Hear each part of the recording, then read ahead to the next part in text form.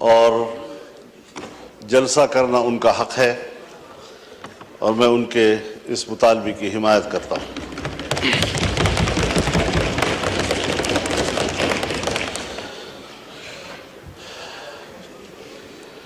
لیکن جناب اسپیکر،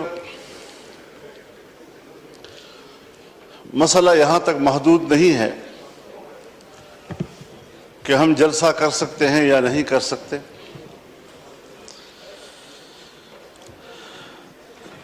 اس بات پر سنجیدگی سے غور کیا جائے کہ ہمارا ملک آج کہاں کھڑا ہے۔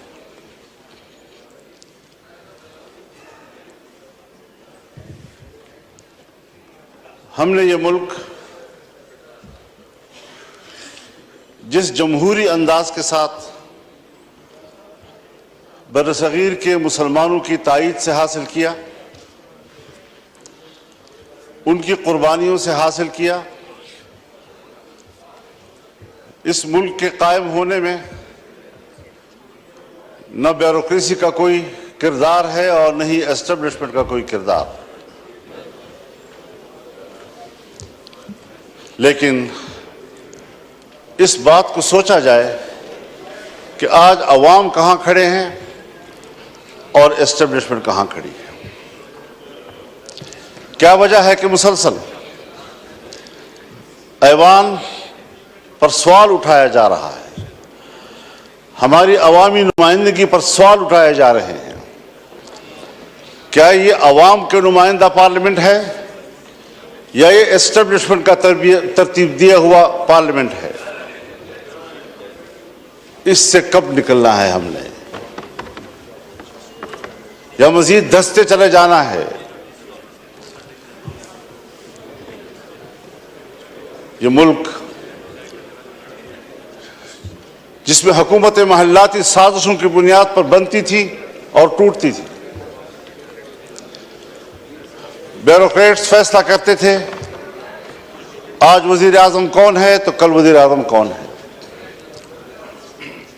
ایک زمانے میں ملک کے ایک صدر مملکت نے اپنے دور حکومت میں 5 وزیر اعظم تبدیل کیے۔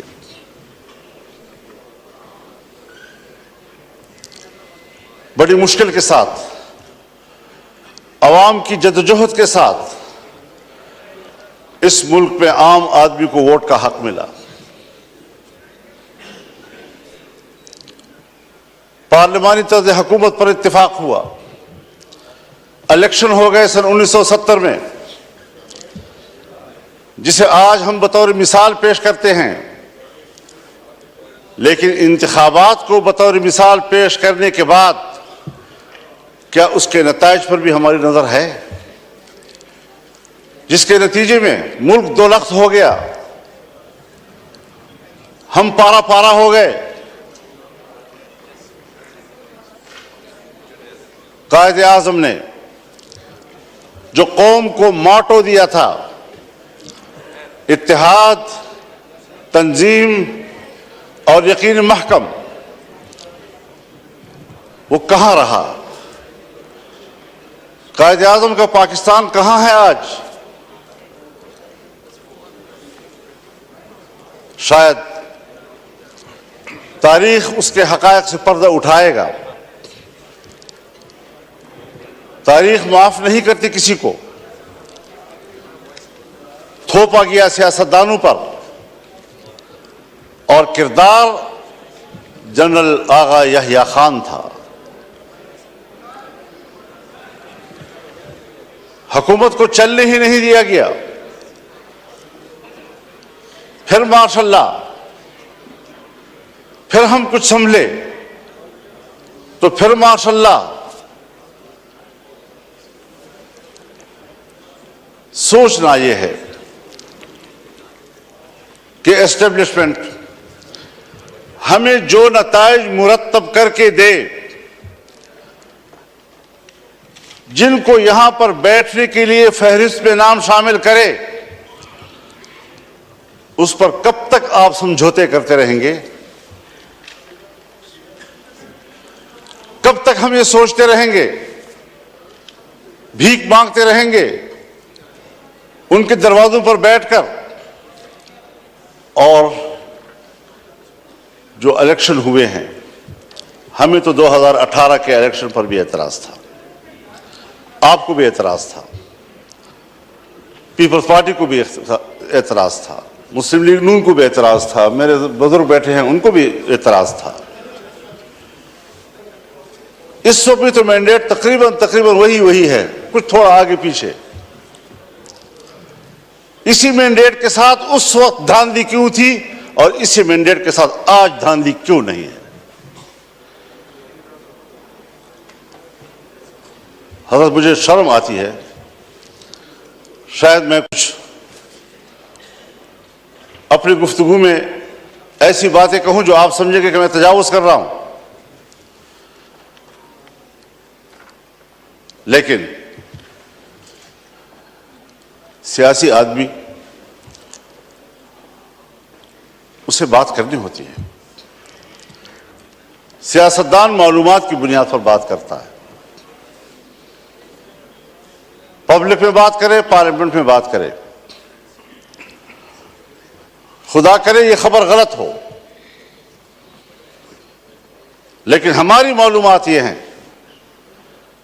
کہ اس بار تو باقاعدہ اسمبلیاں بیچی گئی ہیں اور اسمبلیاں خریدی گئی ہیں۔ کون ان اسمبلیوں کو اور ان ایوانوں کو عوام کا نمائندہ پارلیمنٹ کہے گا؟ کس طرح ہمارا ضمیر مطمئن ہے یہاں پر بیٹھنے میں؟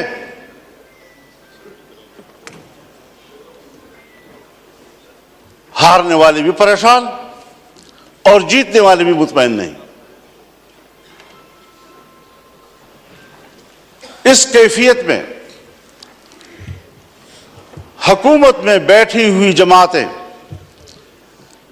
جو ہمارے لیے محترم بھی ہیں، ہمارے ہم سفر رہے ہیں، ہم ان کے جدوجہد کی قدر کرتے ہیں، لیکن انہی کی جماعتوں کے اندر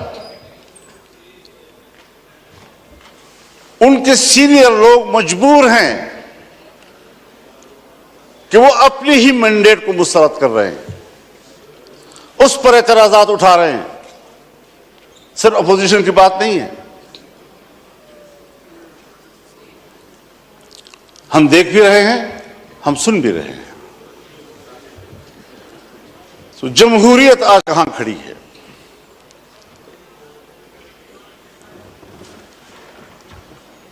یہ صرف اس لیے ہم یہاں کمزور بیٹھے ہوئے ہیں کہ ہم نے ہر مرحلے پر کمپرومائز کیا ہے، ہم نے اپنے اصول پہ سمجھوتے کیے ہیں، ہم نے اپنی جمہوریت بیچی ہے، ہم نے اپنے ہاتھوں سے اپنے آقا بنائے ہیں، اور جب ہم ہی اپنے ہاتھوں سے اپنے لیے آقا بنائیں گے، یہی ہوتی ہے آخرت کی نشانی۔ جب رسول اللہ صلی اللہ علیہ وسلم سے حضرت جبریل نے پوچھا کہ آپ قیامت کی علامات کے بارے میں بتائیں، تو آپ نے پہلی بات کی ان تلد الامۃ ربتہا،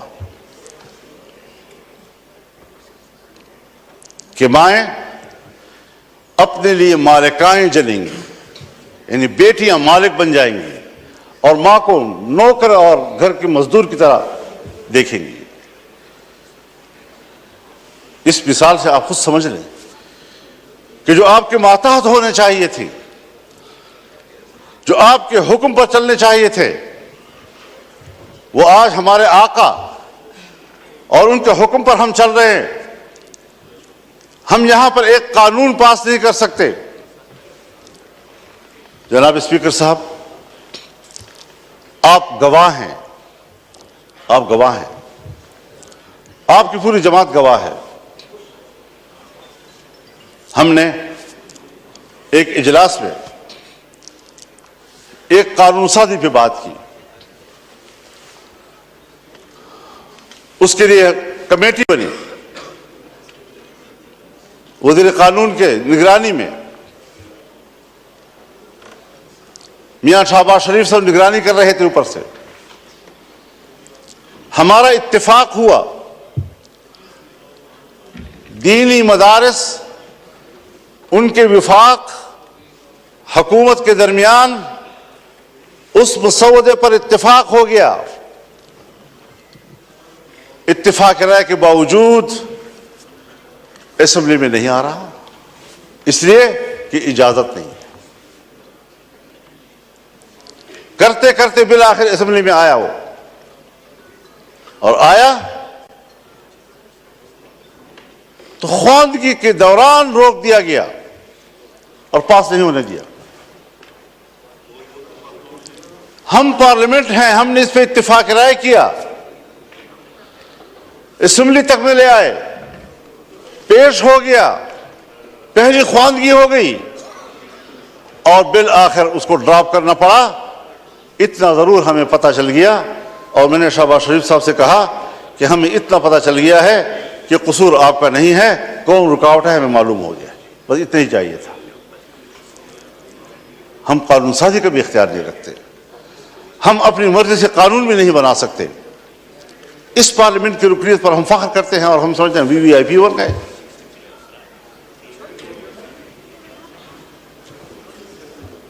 آج ذرا موازنہ تو کیجیے جناب اسپیکر, ہندوستان اور ہم ایک ہی دن میں آزاد ہوئے. 15 اگست 1947 کو صبح 8 بجے دلی میں لارڈ ماؤنٹ بیٹن نے انڈیا کے گورنر جنرل کا حلف اٹھایا اور کراچی میں قائد اعظم محمد علی جناح نے حلف اٹھایا. ایک ہی دن ہم آزاد ہوئے. آج وہ دنیا کی سپر طاقت بننے کے خواب دیکھ رہا ہے اور ہم دیوالیہ پن سے بچنے کے لیے بھیک مانگ رہے ہیں کہ ڈیفالٹ نہ ہو جائیں ہم لوگ. یہ کس کے ہاتھوں, کون ذمہ دار ہے اس کا؟ گھومتے پھرتے پھر آئے گی بات سیاستدان ذمہ دار ہے, حکومتیں ناکام ہیں. دیوار کے پیچھے جو قوتیں ہمیں کنٹرول کرتی ہیں, جن کے باغ ڈور ہمارے ان کے ہاتھ میں ہیں, فیصلے تو وہ کریں اور منہ ہمارا کالا کریں. عوام ہمیں گالیاں دے, ذمہ دار ہمیں ٹھہرائیں. یہ کون سی سیاست ہے؟ ہم کہاں اس ملک کو لے آئے ہیں کہ آج آپ کا ایک ایک بچہ 25 کروڑ آبادی کا وہ 2 اور 3 لاکھ تک کا مقروض ہو چکا ہے. خوش ہوتے ہیں آئی ایم ایف نے نیا قسط جاری کر دیا. نیا قسط 1 لاکھ 1.5 لاکھ کا کروڑ 1 ارب 1.5 ارب کا ہوتا ہے, لیکن آپ کو قرضے کتنے دینے ہیں؟ اپنی پیداوار کدھر ہے ہماری, اپنی صلاحیت کدھر ہے ہماری؟ ہم نے ملک کو جمود کا شکار بنا دیا ہے اور قومیں جب جمود کا شکار ہوتی ہیں تو پھر وہ گرتی ہیں, وہ ترقی نہیں کر سکتی. پھر ذرا حساب لگائیں. اس ہندو کو ہم سارے القاب دیتے ہیں, سارے برے القاب ان کے, سارے اچھے القاب ہمارے, لیکن نتیجے کے لحاظ سے کارکردگی کی بنیاد پر ذرا اس کا بھی تجزیہ کر لیں, اپنا بھی تجزیہ کر لیں. گھر میں بیٹھے ہوئے ہیں ہم لوگ, ہم آواز سے بات کر رہے ہیں, کیوں ایک دوسرے سے بات چھپا رہے ہیں؟ یہ ساری وہ چیزیں ہیں. ہم نے ملک حاصل کیا اسلام کے نام پر. آج پاکستان دنیا میں ایک سیکولر سٹیٹ کا روپ دھار چکا ہے. کہاں ہے لا الہ الا اللہ؟ 1973 میں ہمارا آئین بنا, 1973 میں اسلامی نظریاتی کونسل بنے. 1973 سے آج تک تمام قوانین کا جائزہ لیا گیا. اگر کوئی خلاف اسلام قانون موجود ہے تو قرآن و سنت کے مطابق قانون کی سفارشی کی گئی. سفارشات کی رپورٹیں ایوان میں آ گئی, لے کر دی گئی. کوئی آپ ایک نشاندہی بحیثیت اسپیکر کر سکتے ہیں کہ سن 1973 سے لے کر آج تک اس کونسل کی سفارشات پر اس پارلیمنٹ نے ایک قانون سازی بھی کی؟ ایک. اسی لیے کہ جن لوگوں کو ایوان میں لایا جاتا ہے, جن لوگوں سے ایوان بھر دیے جاتے ہیں, ان کو قرآن و سنت سے کوئی دلچسپی نہیں ہے, پاکستان کے نظریے سے کوئی دلچسپی نہیں ہے. کیسے آپ دنیا میں شناخت کرائیں گے اپنی کہ ہم ایک اسلامی مملکت ہیں؟ آپ کا آئین کہتا ہے کہ حاکمیت اللہ رب العالمین کی ہوئی, اور ہم روئے زمین پر اللہ کی نیابت کرتے ہوئے, عوام کے نمائندے روئے زمین پر اپنے مملکت میں اللہ کی نیابت کرتے ہوئے ان کی تعلیمات کے مطابق قانون سازی کریں گے. ہماری انفرادی اجتماعی زندگی قرآن و سنت کے تابع ہوگی. یہ میں نہیں کہہ رہا, میرا آئین کہتا ہے. یہ میرا آئین کہتا ہے کہ اسلام پاکستان کا مملکتی مذہب ہوگا. یہ میرا آئین کہتا ہے کہ قانون سازی قرآن و سنت کے تابع ہوگی. یہ میرا آئین کہتا ہے کہ قرآن و سنت کے منافق کوئی قانون سازی نہیں ہوگی. اس پر کوئی عمل درآمد کاغذی حد تک بھی, آپ تو ان اداروں کو بھی پابند کر رہے ہیں, نیست و نابود کرنا چاہتے ہیں جو ادارے آپ کے اس ملک میں کسی طرح دین و مذہب کی علامت ہیں. ان کو آپ معاشرے کا مین سٹریم ہی نہیں سمجھتے.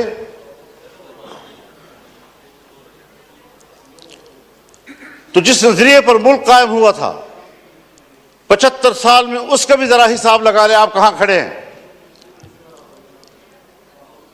اور ممکن ہے بہت سے لوگ سمجھیں کہ مذہب نہیں ہے تو کوئی چیز نہیں, کوئی مسئلہ ہی نہیں ہے. لیکن بہت سے لوگ ہیں جو جمہوریت کی بات تو کرتے ہیں, مذہب کی بات بھلا نہ کریں, جمہوریت کی بات تو کرتے ہیں.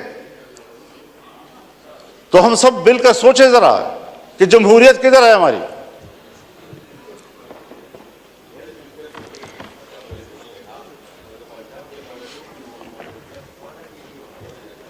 '54-55 سے, سن 1954-55 سے 58 تک نیم مارشل لا, اور 58 سے لے کر 71 تک مکمل مارشل لا, 77 سے پھر مارشل لا, 99 سے پھر مارشل لا,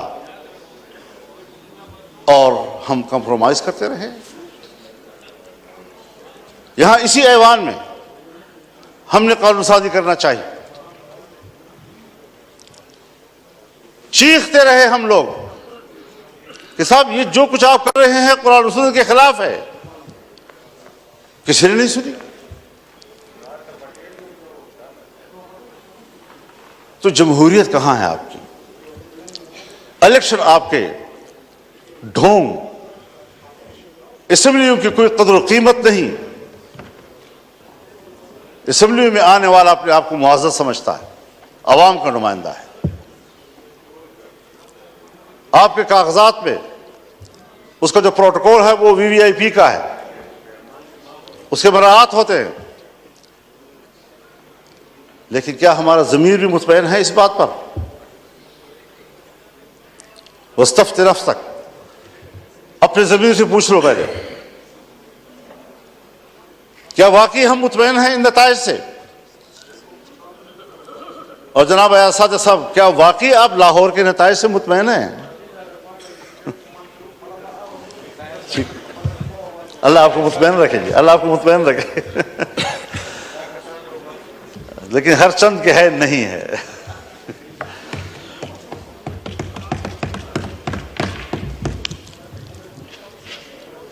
معیشت کی کیا صورتحال رکھتی ہے.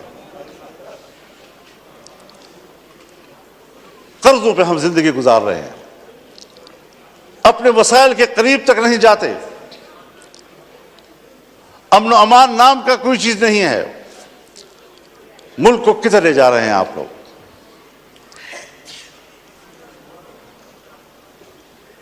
آپ آئیں ذرا لاہور سے ذرا سفر کریں اور آئیں ذرا, میں آپ کو دعوت دینا چاہوں گا ڈیرہ اسماعیل خان میں, ٹانک میں, وزیرستان میں, لکی مروت میں, باجوڑ میں.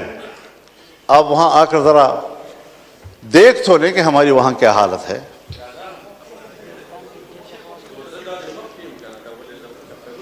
ہمیں تو الیکشن میں نکلنے ہی نہیں دیا گیا.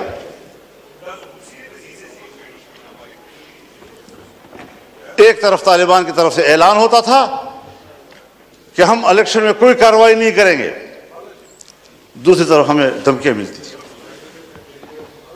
پھر ادھر سے ہمیں چٹھیاں ملتی تھی کہ آپ, تھریٹ لیٹر آ جاتی تھی کہ آپ نہ جائیں.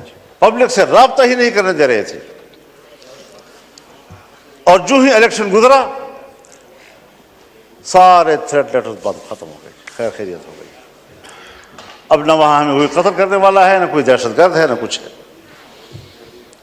لیکن یہ بات جو ہمارے ان علاقوں سے متعلق لوگ ہیں یا بلوچستان سے متعلق لوگ ہیں, چاہے وہ پشتون بیلٹ ہے یا بلوچ بیلٹ ہے, وہاں پر کنٹرول ریاست کا نہیں ہے. اور میں بڑے ادب سے کہوں گا, مجھے یہ لفظ نہیں کہنا چاہیے, لیکن حقائق کو سامنے لاتے ہوئے کہنا پڑ رہا ہے کہ پاکستان اس وقت ایک غیر محفوظ ریاست ہے. جب ریاست غیر محفوظ ہوگی تو ذمہ دار کون ہوگا؟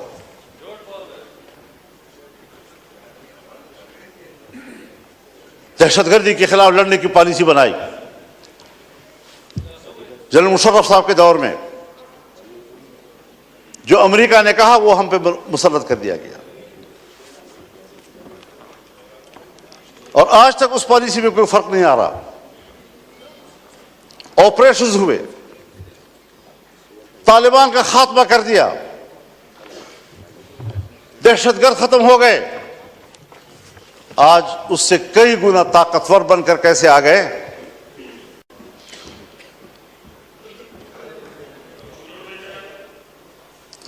ذرا مجھے بھی دکھا دے بیٹا. بالکل ٹھیک ہے جی.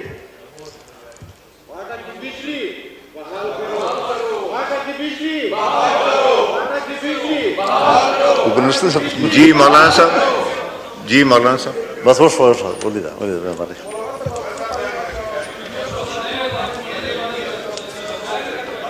تو جناب اسپیکر, آفریدی صاحب میسج آ گیا, آپ کو پوائنٹ آف آرڈر میں دوں گا, آپ تشریف رکھیں.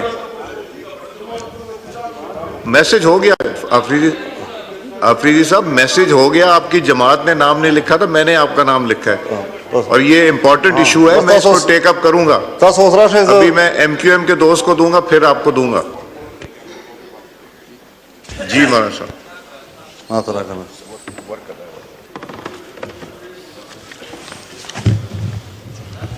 یہ جو بات یہاں کی جا رہی ہے جناب اسپیکر, یہ میرے پوائنٹس میں لکھی ہوئی ہے, اور آج بھی مولانا مصباح الدین صاحب میرے پاس تشریف لائے. اس سے پہلے وفود آئے, ہمیں ملتے رہتے ہیں.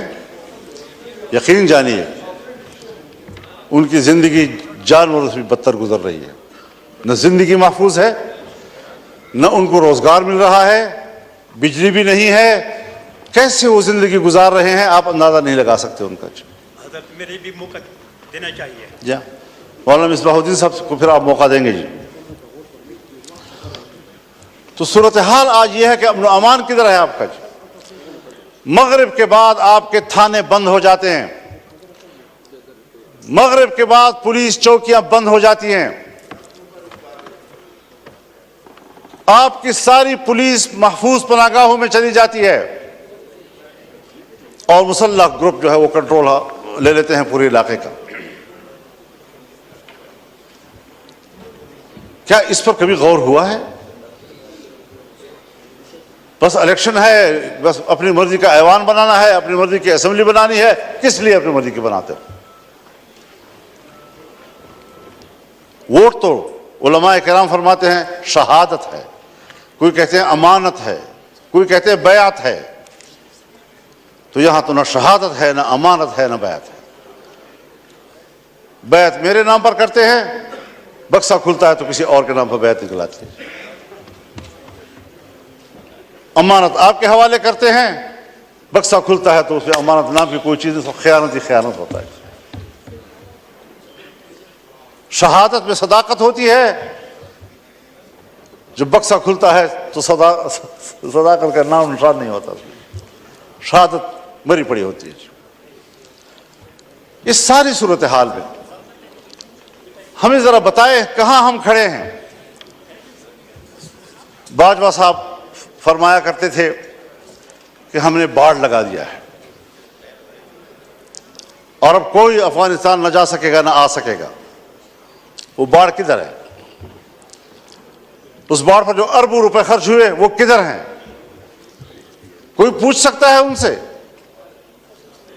اور 30-40 ہزار نوجوان یہاں سے کیسے گئے ادھر؟ 20 سال وہاں لڑے، باڑ بھی لگ گیا تھا، پھر وہ اس سے بڑھ کر طاقتور بن کر کیسے واپس آئے؟ افغانستان سے آپ ضرور گلہ کریں کہ ہم نے جن کو پکڑا ہے، جن کو مارا ہے، اس میں افغانی نیشنل بھی ہیں. بالکل گلہ کریں آپ ان سے کہ ان کی سرزمین سے کیسے لوگ ادھر آئے. ان سے کوتاہی ہوئی کہ انہوں نے اپنے سرحد پر ان کو کنٹرول نہیں کیا. لیکن آپ بھی تو سرحد پہ بیٹھے ہیں، آپ کیوں نہیں روک سکے ان کو؟ کیسے مجھ تک رسائی کی اور مجھ پر حملہ کر دیا؟ کیسے آئے اور باجوڑ میں نے 80 لوگوں کی لاشیں اٹھائیں ایک ہی جلسے میں؟ یہ تلخ واقعات کوئی ہمیں سمجھائے تو صحیح، کیا سیاست ہو رہی ہے؟ میرے خیال میں اصول ایک ہی ہے، وہی اصول جو امریکہ نے اپنایا ہے کہ اسلامی دنیا میں اور کمزور دنیا میں دہشت گردی اور عسکریت پیدا کرو، اور جہاں پر کوئی ایسی عسکریت پیدا ہوگی وہاں پر امریکہ کو اپنی فوجیں لے جانے کا جواز حاصل ہوگا. دہشت گردی اس کی ضرورت ہے. اسلامی دنیا پر اپنی گرفت مضبوط کرنا، اسلامی دنیا میں فوجیں اتارنا. آج تمام عرب ممالک کے اندر امریکی فوجیں موجود ہیں، کہیں پر 5000، کہیں پر 3000، کہیں پر 2000، کہیں پر 1000، کہیں پر 500. کوئی بھی ملک ایسا نہیں ہے عرب دنیا کا کہ جس کے اندر ان کے فوج موجود نہ ہو، جن کے سمندر میں ان کے بیڑے موجود نہ ہو. پوری اسلامی دنیا کو کنٹرول کر رہا ہے. کیا مطلب؟ میں تو امن کے لیے جا رہا ہوں، انسانی حقوق کے لیے جا رہا ہوں. کون سے انسانی حقوق؟ وہ انسانی حقوق جو گوانٹانامو میں ہمیں نظر آئے، جہاں تم نے مسلمانوں کو برہنہ کر کے بند کوٹریوں میں پھینکا، جن کے برف کے تودوں کے اوپر ان کو لٹا کر ان کے اوپر بیٹھ کر سگریٹ پیتے رہے. آج بھی بگرام اور شبرغان کے عقوبت خانے ان کے خون سے لت پت ہیں. گواہیاں دے رہے ہیں کہ یہاں کیا مظالم کیے انہوں نے. ان کے سامنے قرآن کریم کی تذلیل کی گئی. کوئی ہے جو اس پہلو پر بھی بات کر سکے؟ بس یہ دہشت گرد، یہ دہشت گرد، یہ دہشت گرد، اور اس کے مقابلے میں اس سے بڑھ کر دہشت گردی ہو رہی ہے اور کوئی ان کو روکنے والا نہیں ہے، نہ اس کو کوئی بات کرنے والا ہے. عراق میں کیا کیا گیا؟ ابو غریب جیل میں کیا زندہ انسانوں پر ننگا کر کے ان پر کتے نہیں چھوڑے گئے اور کتوں سے ان کے جسم کو نہیں نوچا گیا؟ یہ ہیں ان کے انسانی حقوق. اسلامی دنیا کو توڑنا، ملکوں کو تقسیم کرنا اور انسانی حق کی بنیاد پر وہاں جانا. آج فلسطین میں کیا ہو رہا ہے؟ اکتوبر سے لے کر اب اپریل ختم ہو رہا ہے، 40,000 سے زیادہ غزہ اور خان یونس کے مسلمان شہید ہو چکے ہیں۔ یہ بچے ہیں، یہ خواتین ہیں، یہ بے گناہ شہری ہیں، یہ جنگجو نہیں ہیں۔ جنگجو سے مقابلہ کرو، وہ آپ کے ساتھ لڑنے کے لیے تیار۔ سب سے زیادہ بچے جو ان دنوں میں شہید ہوئے ہیں وہ غزہ کے ہیں۔ کوئی مسلمان ہے حکمران جو اس کے لیے کوئی آواز اٹھائے؟ اور پھر امریکہ اور برطانیہ اور یورپ انسانی حقوق کی بات کرے، جن کے ہاتھوں سے انسانیت کا خون ٹپک رہا ہے۔ انسانیت کا خون ٹپک رہا ہے اور انسانی حقوق کے علمبردار۔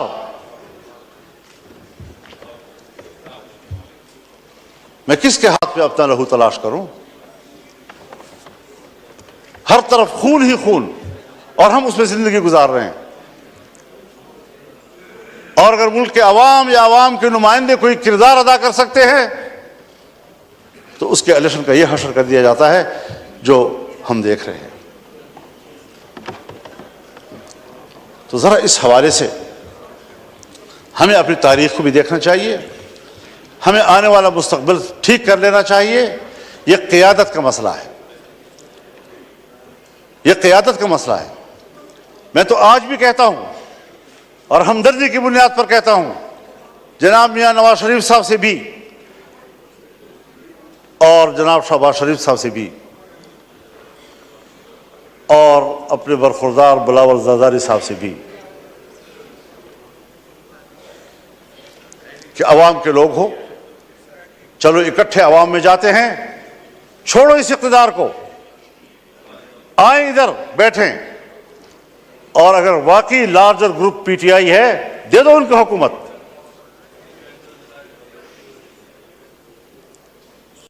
لیکن شاید میری بات ذرا احمقوں والی سے لگ رہی ہوگی آپ لوگوں کو، کہ کیا کہہ رہا ہے، کہاں سے بول رہا ہے۔ آج بھی وقت ہے سنبھلنے کی، لیکن ہم سنبھلنے کے لیے تیار نہیں ہیں، ہم نوکری کرنے کے لیے تیار ہیں۔ تو پھر ظاہر ہے کہ ہم نے بھی عزم کر رکھا ہے کہ اس غلامی کے خلاف جنگ لڑیں گے، میدان عمل میں آ کر جنگ لڑیں گے، پبلک میں جا کر لڑیں گے، آئین اور قانون کے دائرے میں لڑیں گے، اور ملک کو اس غلامی سے نجات دلائیں گے کہ یا تو ہمارے اوپر عالمی قوتیں حکومت کر رہی ہیں یا پھر ہماری اسٹیبلشمنٹ ہمارے اوپر حکومتیں کر رہی ہیں۔ یہ نظام ہمیں قبول نہیں ہے، اور ہماری پوزیشن اس حوالے سے بالکل واضح ہے۔ اس لیے ہمارا پیغام ہر سطح پر چلا جانا چاہیے۔ ہم نے جانا ہے انشاءاللہ 2 مئی کو کراچی میں ملین مارچ ہوگا انشاءاللہ العزیز، 9 مئی کو پشاور میں انشاءاللہ ملین مارچ ہوگا، اور اگر کسی نے روکنے کی کوشش کی تو وہ سوائے اس کے کہ اپنے لیے مصیبت کو دعوت دے گا اور کوئی نتیجہ اس کا نہیں نکلے گا۔ وہ عوام کی اس سیلاب کا راستہ نہیں روک سکیں گے، اور انشاءاللہ العزیز یہ جدوجہد جاری رہے گی، اور امید رکھنی چاہیے کہ اس میں آپ بھی ہمارے ساتھ ہوں۔ سید وسیم حسین صاحب۔